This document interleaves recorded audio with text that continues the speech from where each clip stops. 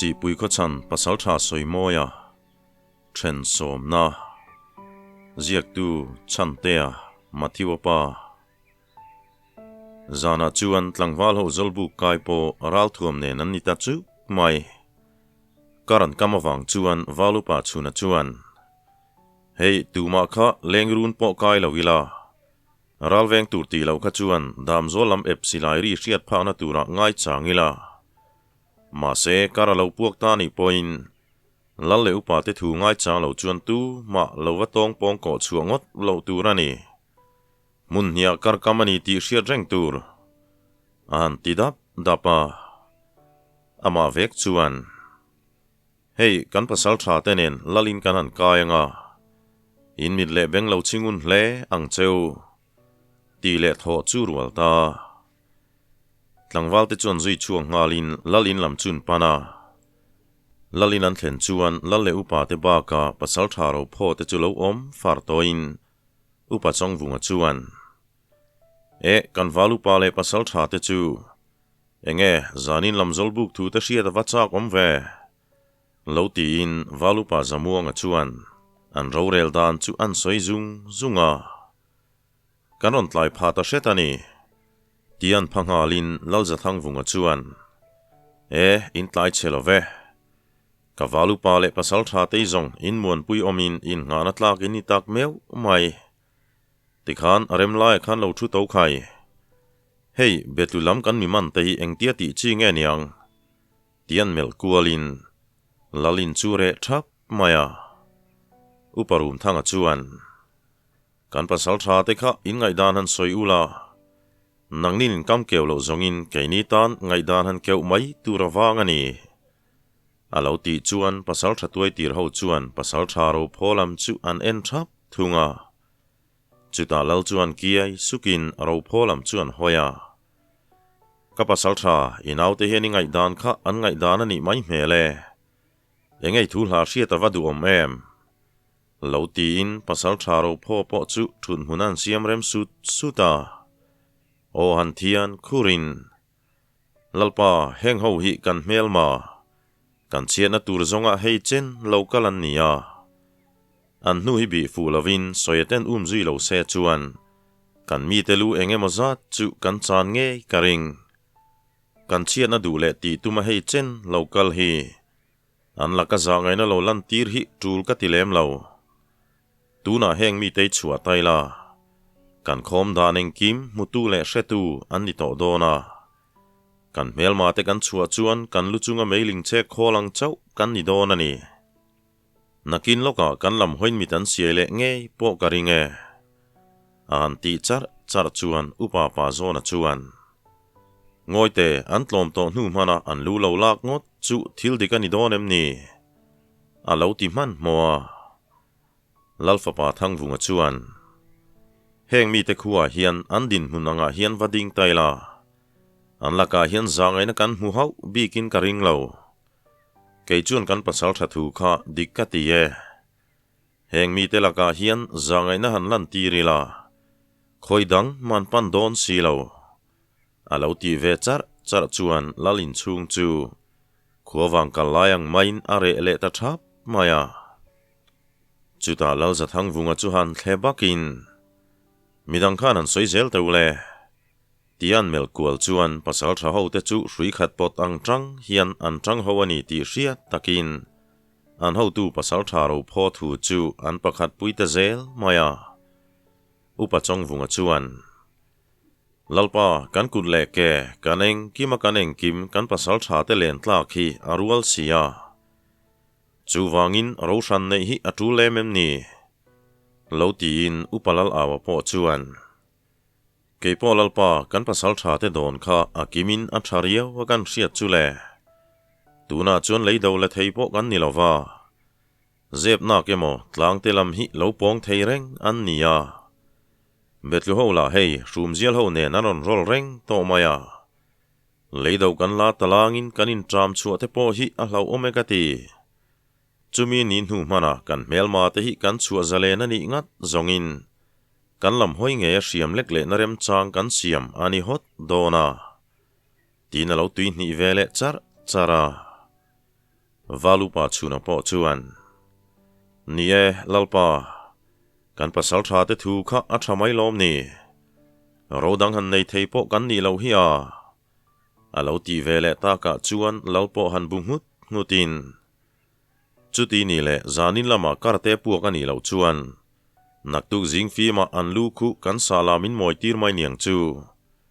chuna nangini lo kutken don nia tin an thu chu pot chatta chuta lalvek chuan hei sapuin dai vel chu ni shima mitin kha phim khurangai ni naupang ho po daita ma wak lo tu le fekal le holam thlengin ka pasal tha le valu pa te khan ro lo nei teu kan phim khruzual de watu la ni hi han ti zuin pasal tha ro pho chuan lalpa khalam khazong ngai tu boi du su I valu pa le pasal tha ten zolbuk laman rel felvek tonia alo ti chuan lal chu han nui sukin eng kima hian in muan puyom tak te mo tin an ro rel chu an du tok ta zan lama chuan karpuak thoman shelova tlangwal ral veng ti lo chu zingfi ma zolbuka kim thapin valupa zamuanga chuan zan lama an lal thu chu an soidap dapa chuta valupa chuna ho chuan lalin lam chu pan dulin lalin an thlen chuan deng lian at eu chuan phur zet hian lalri patang mek betu tlangwal pathum te chu phi chuakin an diar chuan an mitan tuam sakta kot chualam chu pan zui ngalin reilo tea an lu chuan sala mamoi nge yang le pasal tharo pho po tel ve zelin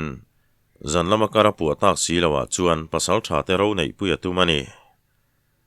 leka puya tlangwal hawin betu tlangwal te kot chualama an hnuk liam mek chuan thlir vungin an buvei nguta chuta lal chuan kha ka pasal tha chu ilo tel chho ve ni mo poidang om time ni alo ti chuan pasal tha ro pho chuan khi sukin lalpa poidang han tiem tur chu ni lo ma se hei kan karkam kha aper ta si lova zingfi ma hian kan va chian donem ni ka ti deu pasal tha te lo kam thot kan tum deu ani an ti chuan lal chuan ani mo tin soite ho chu an aw ngala soite porang taka leka puya chon ron chuang ka in lalpa enge ni ta tin soye chuan an zot vara lal chuan hei in ho tu pa hian ro nei tu mani om hi mo nangnin min tlom ngai sak le mai lo chuan an ti char chuan lian vunga chuan khai ni tu ke ke ni ti ve thei zong te omani phot chuan kan ti mayang chu lo ti langin pasal tharo pho chuan nizan lam khan kan kar kama puak ta si lova zingfi ma hian munma kan va bi chiang donem ni ka ti deu an ti chuan soimoi te chuan niro se ti in anin pei chu ni ngal deu der maya thangvunga chu in chunga lutin bachum lian pui hi ron choi chuaka kalpa chuan keimol molin lal chuan han thlir vunga ka pasal tha te than ni ban kirina oma piaralan kai nuwa nang ni hian an ain o zotak zete lung oi mel zeta an ti sup nu chuan in chung lama lu santa pasal tharo pho ho chuan khen pui ngo chu an lu ta tlem han tol thale hretin se huang an thlenga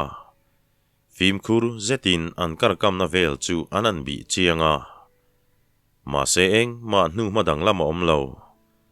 chal chunga chuan he kan beng toy hi achim om don hle mai ka ti ei mang si lo hian a keu treu mai hlau omani an ti sup chuan aro pho chuan chunga isoi digani hetiang sa huai chimom hi chu a Finland fingin thang tela hi an theriau mai thina kan film khurdeu chu ngai don ani hi an tibal bala soya chuan helaya nu madang lam om si lo chuan se huang hi kanan vel zui donem ni lo tivatin ro pho chuan niro se kan beng toy hian sedang te lo keu reng to taka nge soya lalfa panen khan velama tangin ron vel ula keini hoin dinglama tangin kan ron vel thunga nge nu madang lam kan hmu ni chuan kan kuk vak mai don nia tin anin then zui ta soile thangvunga chu velama chuan chho ngalin khen pui nga chuan hnuai se huang chu azau hle maya lo fi nga don atlani chuwang chuan pasal tharo pho thu angin anin sem darta dinglama kal ro pho ho te chu thuipon kal main an se huang chung lama sial pakhat lo tunga chun muta chu mai ni lovin an sial te chu hlau nei ti riat zet thian dingkhom latin an bengan tun sha hloma ro pho chuan a silai chu man mai thei tura buat sain in ring zet chuan sial tluk na lam chu apan ta relo te a chuan thleng phein sial puitling to chu a ngonga hian sakei ngo nu ma chu a muta mai renga a khel nung ding lam chu tlem lo ein a ba ke ro chu a khoi hau lo thunga chuta pasal tharo pho chuan lianwung nangin soi te chuan au to khai kan mai par chu ka che du dan hian min varun te lu lem tin sakei ngo lu na chu a ko jung chal chuan an te a jung chal chu leng halin a ngo chil na chuan a tlum thai the ni chuta han chek tlakin heti ni zongin kan film khur zuala tul don ani hi tin nu ma chu an bi thuaka chu sapuila chu chui zui ngain om lek lo hian a bo pil mak mai chal chu nga chuan kan sapui hian kan rim a hre phak hia lin ka ring ani a hla hau lawang le a han ti tol chuan ro pho chuan heti kan ni chuan karkan kam hnan mai angai ni sapui chimom kol hi zong upa ten an du lo maya han tin chulaya chuan lian vunga te po an lo thleng chom ve ngala lalfa pa thang vunga chuan ha chang han thial bapin khaya kan beng toy chuan a ngo valen deuh vele ti bal pa chuan chu sepui lian zet ruang chuan belin an mela chuan an thin rim hle ti a hriata pasal tharo pho chuan hetingot zongin kanui pui ti lian thlir ngot to lawang soya nu khan bi ve teu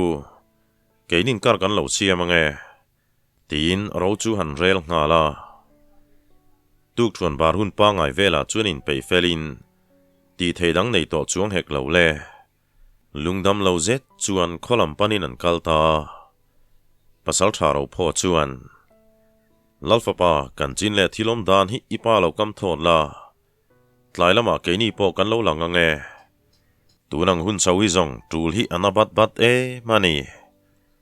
an ti chuan thangvunga po chuan ole engkim ka lo sei don nia kan beng toy point chun lona zong enga ti hleang lo ti ve vatin khuan thlen chuan tuk thuan barmol molin min huwaya lo lampan chuan an liam ve hloma fur khua lo thlo zong lo chenung duin arwa tuina zirkum phei chuan sual ve fe hi angai thina inom hian khat phar mai ni thangvunga chuan a pa le upa then khat chin ngai chang alo om te ne na chuan thilom dan chu an soi zunga chu vele uparum thanga chuan room ngatin kalauril ru kang chiani chuti angani hrim chuan arang lama kan tukzal vat angai ni chu hantin lal chuan a fapa chu an mel rula taya kapasal tha te ning tin nge rawan nei an ti sup chuan thangvunga chuan khalam chu ka hre hau lo mai pasal tha ro pho khan tlai pa kan ron muang ati khamo tin chobel chu an zen zui ngala lalpo han bu mutin chuti ni zongin a thlamuan thla ke chun lona chuan kan beng toy po che big nang tia vai bel han pak talin upa chong vunga chuan hetiang sa huai hian thang hi an hre du riau maya ma se mun thum la karin kamania atum khat na reng chu ala dai fu ma na le han ti thangotin adik tak chuan hetiang sa huai kol reng hian du lova ti thei ro chu an nei si lo an pasal tha te chang rel dana chuan anin nga mai angai ni zanri hun tlailam dewa chuan pasal tha ro pho chu lalin lu han dil dakin lal chuan alo chon vata lo lu to ka pasal tha in chin ngai chang in kan ring kan lo fan uak to ni hi lo ti in pasal tha ro pho chuan mel phadai chung hian nie lalpa tu lana maya kan lo ho ma thelo nen mi lo hrethiam shram teu kha zanria te lo bar to mo an ti chuan lal chuan hei kan lo in bar puar to lo ti in pasal tha ro pho chuan voilam chu ri va hriat tur te om lem lo ani mo an ti chuan lal chuan nia engma thom ri va hriat tur om lo ani eng tiaro han nei mi nge mani don le kan sapui hi achim om mel riu mai ka tin pasal tha ro pho chu an rona ro pho chuan lalpa zanin lamten ngai chang leila chuta kan kar kam hi apuak lo le ni chuan zing fi ma I pasal tha tenen chin kan va bi le mai niang chu nu mathara nei le ni chuan a tul chen nu kan bi zui to mai ang chu a chi mom riau mai lo ti ve ngalin lal chuan hetianga hi zong ro nei thiam hi har ve matin ni lo ti ban chalin pasal tha ro pho chuan I valu pa te thuang khan karalo puak ta ni poin anol puya bolo hi a him zok karinga kar kan kam hnem mai pialama kan sapui kol hi sanarana nilova chu wangin engemaw thula I pasal tha ten wachian masa sela athalong mo ati le ta ka chuan lal chuan khai khalam kha chu in rel ang ni ro se nang ni ro rela piang kha ka thu ni mai lo ti in lalfing le ro rel thiam ti taka a pasal tha le valu pa te thu kal zong hian kama chak chuak du meu lawani zanlama po chuan furwa tuitla chuan le ti hnongin boruak chuala jing chuai maya tlatam lem lo ma se mi ti hnom tham chu ani reng tho mai chum leivak jing in si pui khuwa chu abo khat lu kreng maya kholai chu there takhian re vong mai zolbuk le lalin ti lawa chuan thom hriat tur po om meu lova zolbuka chuan soya chuan jing lama an chin tur han soidap dapin he kan sahuai kol he achimom tak zetani kan phim khurtlan deuh chu angai don ani han tin upapa zona fapa deng lena chun nui tho chung hian khai kan pasal tha khual thang meu tepo kan sapui laka chuan in chu lu lo ani mo han ti kher chuan soya chuan chang ta nge bo ti lo hian angoi san ta daya chuta deng lena vek chuan chuti taka achim oma kan rante chung ngolen viau ani le a hualila lu chua mai turla ni tian hoiwal wal chuan siam ranga chuan lo zom vatin kan pasal thathang thatla te tuma fu thelo chu kan tuar hle don ani hi tin tiel ti hriat fashan hian an nui deuh songa chu thu zet chuan chal chunga thina kheita zak mai ai nga chuan thu tha zong la kom lova a le ko le mi thin khei zong li ra kamin an chak chu chu le in dua thang than lak nanin mang du ni le va bi fiula soete bak in vason ngamani chuan vakal ta cheu lo tirum alin thang that la thei ti zonga chuan sa le rala ni se an khu min chet la ulati nia chung chuin thei si lo ani chuan khati zong khan kam chak chuak to reng su a ti ta mia maya diktak chuan deng lian ata thian dun hian soeten laldu saknan dong lutuk hi an thik deuh thina zolbuk an kai tira ni se moi hoi pom lo khopin an lo buana avotuin ka che ti zong nei zovin soeten huat na hi are theilo ani ber mai valupa chuna churang takaloin rolin nie kan kam hi isum tlang deuh tengu amal som lo zong in tu ma khan kam chak lo ula kan zawai kan tran ho hi atula ni chuti rualin kan pasal tha thuang khan hei mun thum la ya kar kamania heng hi apuak talo ni point anol puya bo huk lawin kan pasal tha te chezia kan ngai chang don nia he kan sapui kol hi sanamena ni lo ti hriat tur ralveng tur ti lo ka chu eng ti khuna po chuak thei turin kan min le beng kan chitlang don nia an ti chuan tlangwalo chu mai chernen lengirun kai tur chuan an chuak ta sapa soyate po darpui terun lampan chuan phei khai jang fe hian an pen ve thau thawa chal chu ngai ro chu alom nu te in lamaleng turin bi ka tenen chuan an chuak rang ve thunga lengi teruna po ti dang reng aleng theilo an sa huai kol le an kar kam bok chu tap chak ti lua tu nia darpui terun lama po chu tiang thau chu ni deng lina chu in ti tlang nel fashan hian darpui la kaina kiang tap eng chimphak chuan thuin atong veilur lurenga darpui hi an loma tela tumte reng nen soyete hian an lo makhal man sia in lama hian tran lain abir tangut ngut mai ni ma se zep na kemo darpui hian a hoi lol lova soyene na anin kung kaina nget tak hi ani soi hin phaka ada lova moi hoya kam thaina lo chon mai zo kani chuta deng liana chuan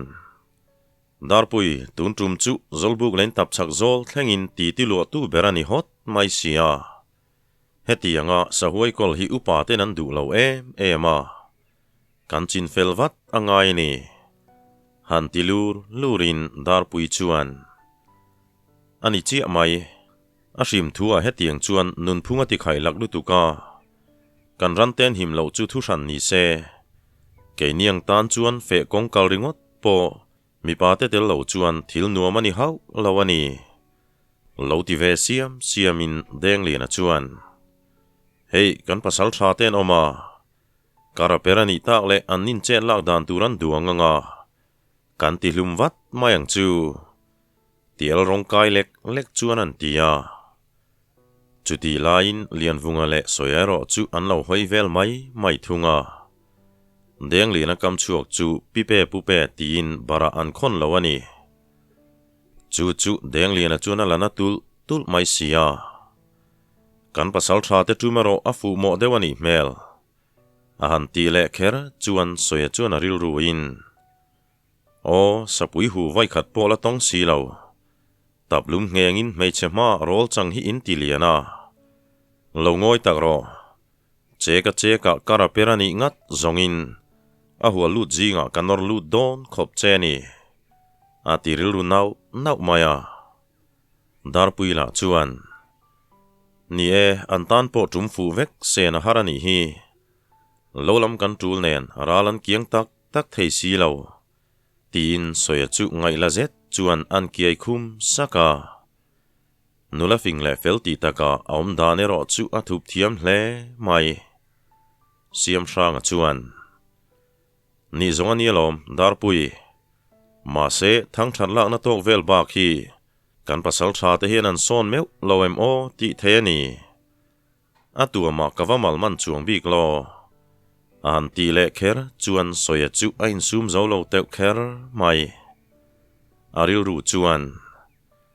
kan karkama perani ngat zongin in shedon khopani ati ve nau maya chu zan reilam ni to chuan ruatam vak lo leiti hnong le mutti tui tok tlakara chuan soya chu amumeng kar thunga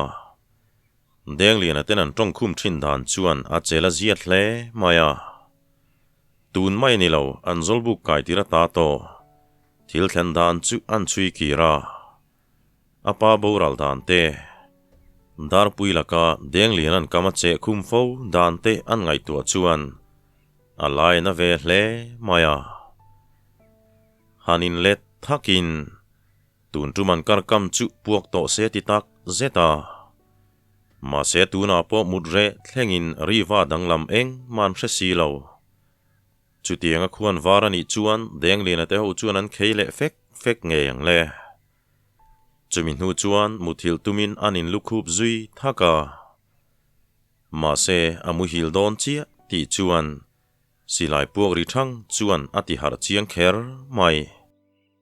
rang taka zuang tho ngalin meichera chu ban ngala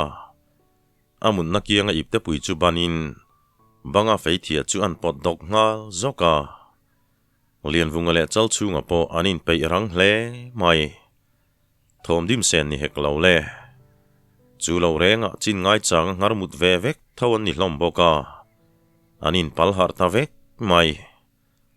chuda valupa chuna chuan khaile tu ma kha mani thuin tong pong ko chuangot loila kan pasal tha te hnung zuin silai kengmi somvel kalula abak chuanin hnung dewa in hnu kanon dalange tin meichera chu dep kai ngala soya chuan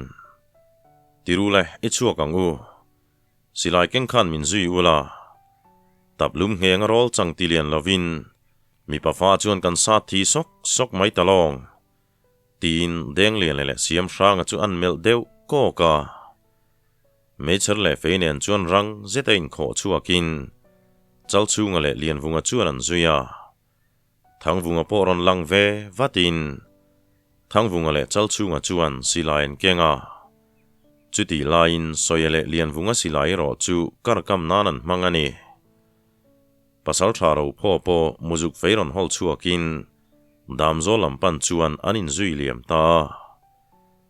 deng lian ata thian dun le tlangwal somvel chuan zuin an tlan ve dora sapui hu han tong meu tur chuan deng lian le siam hranga chu an tha zate vak lo ni turani dar puiteina an pau hrawng ai chuan atak rama chuan an cheta fum ru rio maya damzol an then phei chuan pasal tharo pho chuan ding datin rowan nei ngala heta tang hian kanin thenanga veilama lalfapa le soiho khan mi panga kalula abak zong kha chunga le lian vunga tenen helamain kaldon nia tuma khan tong pong thal thla ngot lo tur tin karahi mun thuma kamani ti kha thereng ula fim kur hle turani chuti rualin he sahuai chimom zet hi kan tukzal nge turani reitak kan kolani chuan pasal tha le tlangwal te tan mingchiat nani tinanin thendar ta sanga soyele lalfapa te lam tan chuan tle min kar omna chu alafan dewa an man mo tlangin kalpon kalchak hle mai ruahan toma se le hnongin chum leiwak chuan chulai vel chu atuama wangin khomula chu atoi tu mai sia meicher eng ringan ni bok nen chet vel chu hartak zetani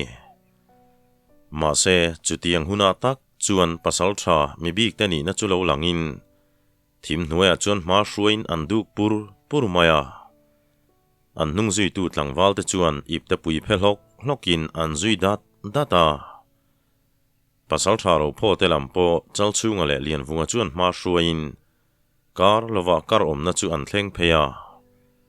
lian vunga te na ma an lo kam to zo kha alo pal perani thisen chu lo boniai nuain chulai vela chuna dar nuai maya pasal tha ro pho chuan kha fim kur hle te un kan beng toy hi a hliam aningat mai kan pasal tha te kan ma hruai sela an nu kha thei angin kan chui don nia midang panhi khan min zui ula kan kar kam dang tei fim khur takin su tengu tin ro chu an rel zunga chuti lain deng lian le siam thrang te chu an ngai ngam to lo na samaya chulai vel chu an nel lo hle mai ani renga tabluma chuan savom te po hi a pet rep theya ma se sapui huwa meu chuan ka soyang ngot chu alo ni lo dewani meicher eng kara chuan meng tlekarin an sirvel chu an mel ton zok to maya engdang ti zain rel thei meu lawani chuti lai chuan soyete ho polo thengin pasal tharo pho te chu an pui ngal mola soya chuan enge thilom dan ni le an ti chuan ro pho chuan thilom dan chu lo hrilin kar chuan ka fu nge thu lo hrila man mo zet chuan lian vungale chal chunga te omna lampan chuan an kal le ta chal chunga chuan soile lalfa pa chu lo hui vatin helama hian lo kal teu hei nu hi kan bi fu hle ani om hi mo kan sa po aka fu hle ni turani a thi po boten tun mai lo ti lau lavin soite chuan midang te chu pelin lian vunga te chu an va po ta lian vunga chuan nu hian thlang lama pana khen pui kor pana ngai nge don ani hi lo ti in soya chuan ani hi mole kan film kur deuh chu ngai don ani hi a thi bonual ma se a hliam dan chin kan hresi lova film kurila tuma khan tongpong thalthla lo ni se thange an ti bal lai chuan deng lian ate thian dun chu an dang te ro hul toin an hoi ruai to maya dar pui bula an lo pau len ang ngot chu ni talo an valu pa le tlangwal dang te chu lo thleng har hi an ti em to maya chuda pasal tharo pho chuan thangbi ka le ra chuan kovin nangni kha kan kar kam nalama lawan ki rula kan valu pa le tlangwal te kha chin lo hril teu khilai ramrem laia khian melo chem sela kan sa hi achin kan hrian ma chuan anol puya bo lo phot ni se thange alati tak deuh dewa deng lian chu lo thoko kin sapui huwa chuan azam chetak zet toni aril ru chuan hanin fui ve sau thin ma se ain fui nung zo meu lawani pasal tharo pho chuan soya enge kan nuam dan an ti lung chuan soya chuan lo chang vatin hei anu hian khen pui kor lama pana ka zaului lam te po hi kan thleng thei main ka ring ani ani lo vek chuan khen pui kor hi kan ka nin ka ring eng poni se han chui zel phot mai tengu takana a thei chuan meicher kha lo siam bel ni se van thaem hei meicher hian min dai don lo tlat mai a han ti chuan ro pho chuan a kiang tlangwal mukale kho te chuan tirin lau thong su helai zonga tom lo ti chian to hi tinan nui suka ro pho hian an tlangwal te dan hi alo mu mai hau lova an chezia chuan an thla muang to lo ti hriat awangin han fui phur deuh chu tumani chuti lai chuan lian vungale soya chuan ding datin meicher en phak chin an malama na thial mun chu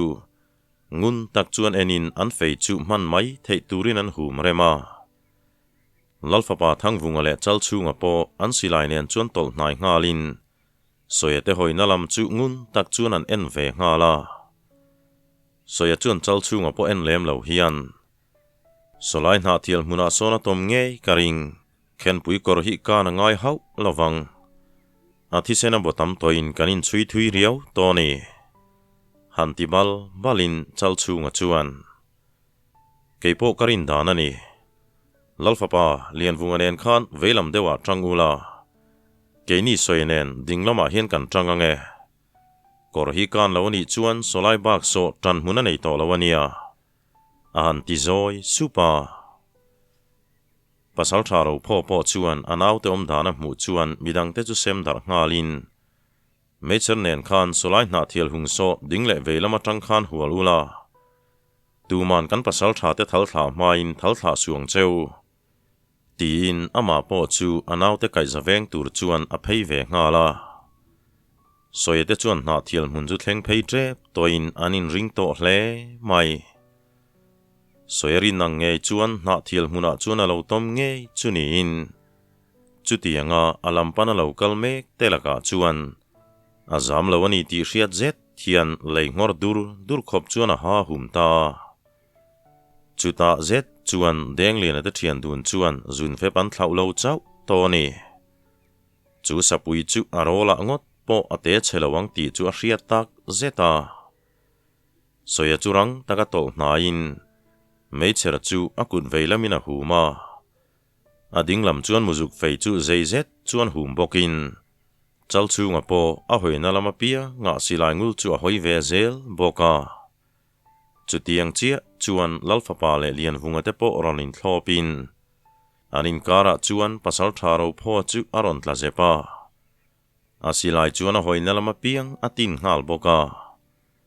sakei ha hum thoma hriat rual chuan handing datin tlangwal te chu auta tuma khan thal thla lo ula helam hiron hnai deuh teu